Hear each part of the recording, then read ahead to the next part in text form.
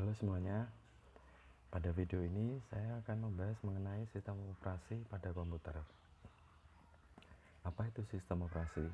Sistem operasi merupakan sebuah penghubung antara pengguna dari komputer dengan perangkat keras pada komputer. Sebelum ada sistem operasi, orang hanya menggunakan komputer dengan menggunakan sinyal analog dan sinyal digital. Sistem operasi pada komputer sendiri pada dasarnya terdiri dari 4 komponen utama, yaitu perangkat keras, program aplikasi, sistem operasi, dan para pengguna.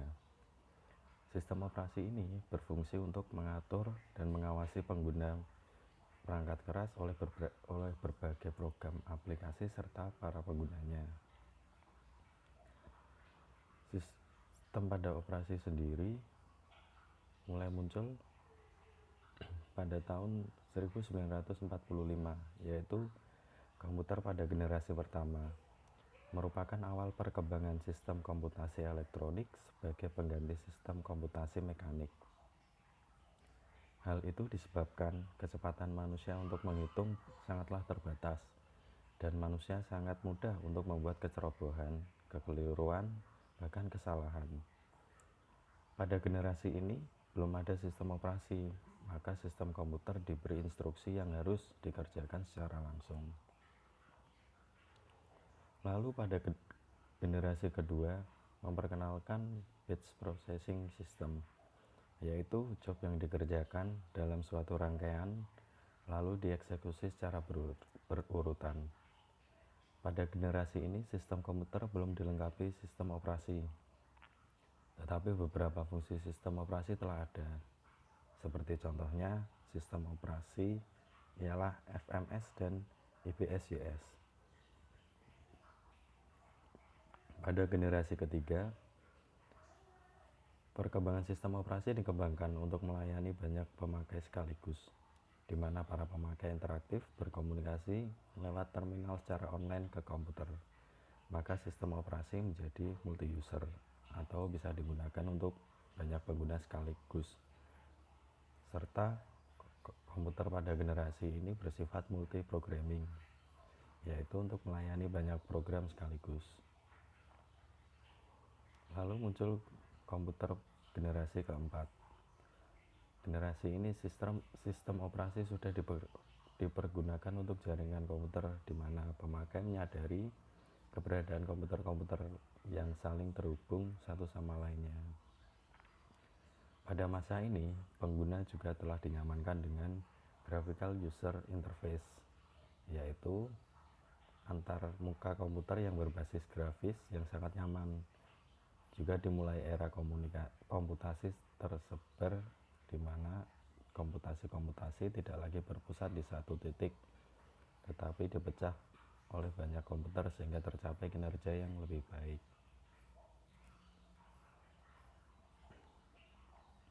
Selanjutnya yaitu struktur pada komputer.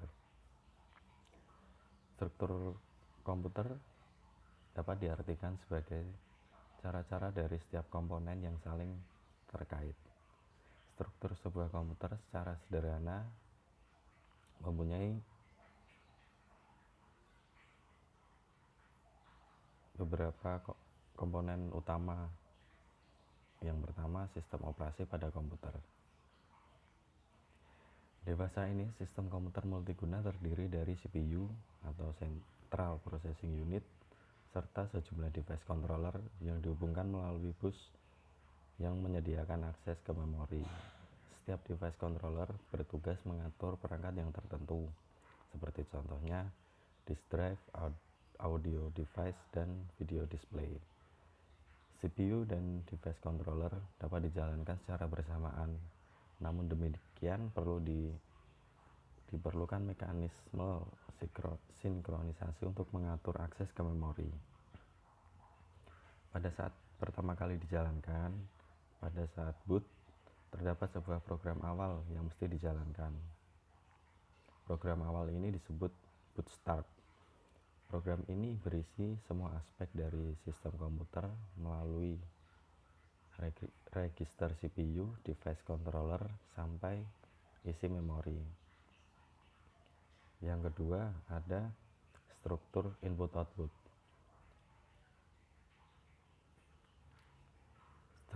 Struktur input-output ini juga terbagi dalam beberapa bagian. Yang pertama, interupsi input-output, yaitu untuk memulai sistem operasi input-output, CPU meload register yang bersesuaian dengan device controller. Sebaliknya, device controller memeriksa isi register untuk kemudian menentukan operasi apa yang harus dilakukan. Pada saat operasi input-output dijalankan, ada dua kemungkinan, yaitu sinkronus input-output dan asinkronus input-output. Pada sinkronus input-output dikembalikan ke proses pengguna setelah proses input-output selesai dikerjakan. Sedangkan pada asinkronus input-output, kendali dikembalikan ke proses pengguna tanpa menunggu proses input-output selesai, sehingga proses input-output dan proses pengguna dapat dijalankan secara bersamaan. Yang kedua, struktur DMA atau Direct Memory Access, suatu metode penanganan input-output di mana device controller dapat langsung berhubung dengan memori tanpa campur tangan dari CPU. Yang ketiga, ada struktur penyimpanan. Program komputer harus berada di memori utama. Biasanya adalah yang kita sering sebut pada saat ini adalah RAM. Untuk dijalankan, memori utama adalah satu-satunya tempat penyimpanan yang dapat diakses secara langsung oleh prosesor. Idealnya, program dan data secara keseluruhan dapat disimpan ke dalam memori utama secara permanen. Namun demikian, hal ini tidak mungkin dikarenakan ukuran memori utama yang relatif kecil untuk dapat menyimpan data dan program secara keseluruhan.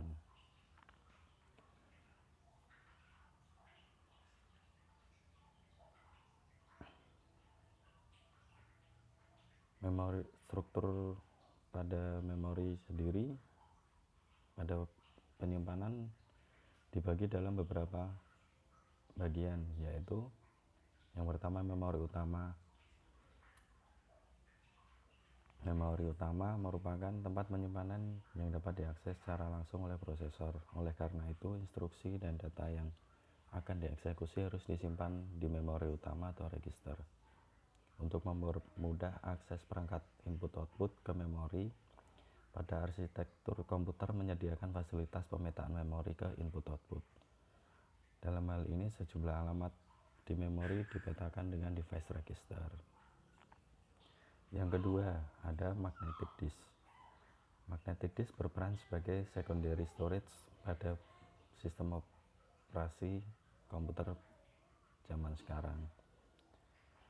Magnetic disk disusun dari piringan-piringan seperti CD. Kedua permukaan piringan diselimuti oleh bahan-bahan magnetik.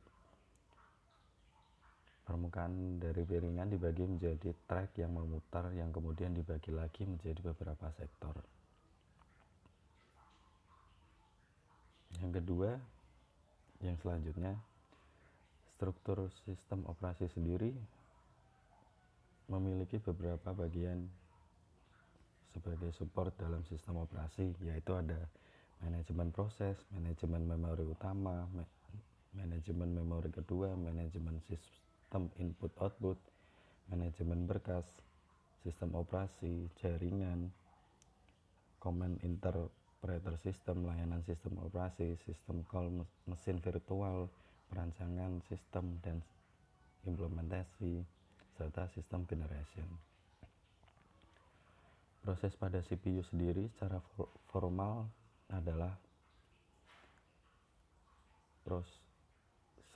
program dalam eksekusi. Suatu proses adalah lebih dari kode program di mana kadangkala dikenal sebagai bagian tulisan. Proses juga termasuk aktivitas yang sedang terjadi, sebagaimana digambarkan oleh nilai pada program counter dan isi dari daftar prosesor atau prosesor register. Yang selanjutnya adalah keadaan proses.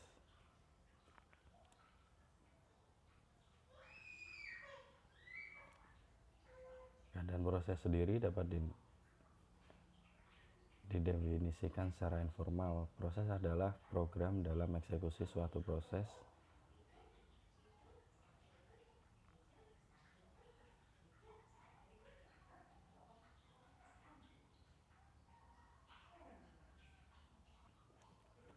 Yang selanjutnya adalah proses kontrol blok.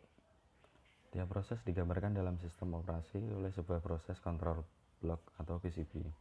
Juga disebut sebuah kontrol blok. Sebuah PCB berisikan banyak bagian dari informasi yang berhubungan dengan sebuah proses spesifik, seperti keadaan proses, new, ready, running, waiting, halted, dan banyak juga yang lainnya. Yang kedua, program counter. Yang ketiga, CPU register. Yang selanjutnya adalah informasi manajemen memori, informasi pencatat dalam PCB, dan informasi status dari input output. Yang selanjutnya saya akan menjelaskan tentang thread.